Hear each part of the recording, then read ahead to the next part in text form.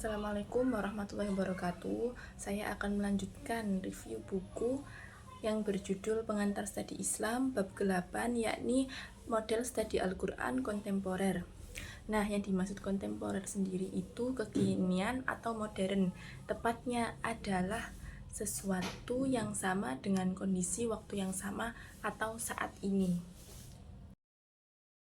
Selanjutnya adalah model studi Al-Quran.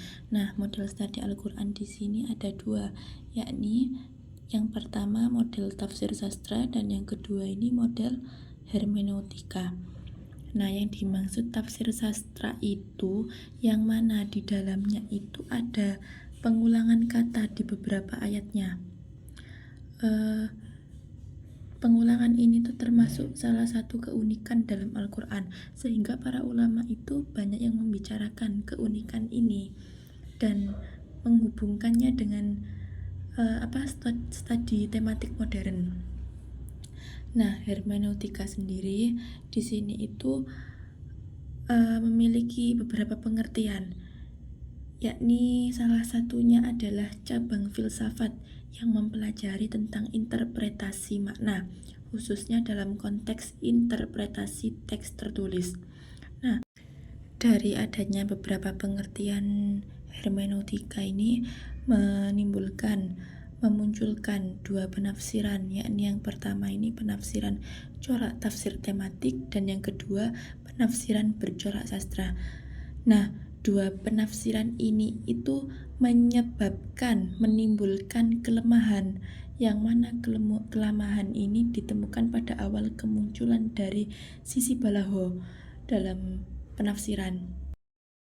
Dari kelemahan juga kemudian bisa menjadi motivator bagi para ulama-ulama untuk mengembangkan kajian tematik bahasa sastra dalam tafsir. Selanjutnya, metode kajian sastra tematik disimpulkan dalam 4 pokok. Nah, ini berawal dari garis besar metode kajian sastra tematik menjadi 4 kesimpulan, yakni yang pertama ini mengumpulkan unsur-unsur tematik secara keseluruhan, yang kedua memahami beberapa hal di sekitar nas yang ada, dan yang ketiga memahami dalalah al-lafz, dan yang keempat memahami rahasia takbir dalam Al-Quran.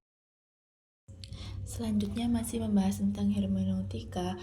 Nah, hermeneutika tadi telah disebutkan bahwasanya hermeneutika adalah cabang filsafat.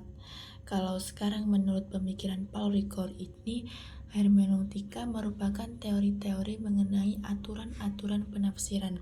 Jadi teori ini tuh bertujuan untuk memahami hakikat atau pesan yang terkandung dalam teks atau penafsir, atau cara memahami teks dan pemahaman audiensnya. Dan ini termasuk pengertian hermeneutika menurut pemikiran Paul Ricoeur. Selanjutnya ada salah satu perkataan Abu Zaid, yang mana beliau ini mengatakan bahwasanya Al-Quran itu adalah sebuah teks yang sama seperti teks lainnya, sehingga tidak melihat kekhususan atau kekeramatan dalam menemukan makna Al-Quran. Padahal kita sebagai umat Islam itu meyakini bahwasanya Al-Quran itu adalah kitab suci yang diturunkan kepada Nabi Muhammad sebagai wahyu dan sebagai pedoman juga bagi umat Islam. Jadi di dalam Al-Quran itu kita meyakini bahwasanya Al-Quran itu adalah firman-firman Allah yang diturunkan kepada Nabi Muhammad. Menurut beliau juga makna Al-Quran itu sebagai suatu nasah, yang mana dapat ditafsirkan dengan pendekatan kritik modern. Nah, ini semua adalah perkataan dari Abu Zaid mengenai tentang Al-Quran. Sekian presentasi dari saya mengenai bab 8 ini. Bila ada salah kata atau kurang lebihnya, saya minta maaf. Saya akhiri. Assalamualaikum warahmatullahi wabarakatuh.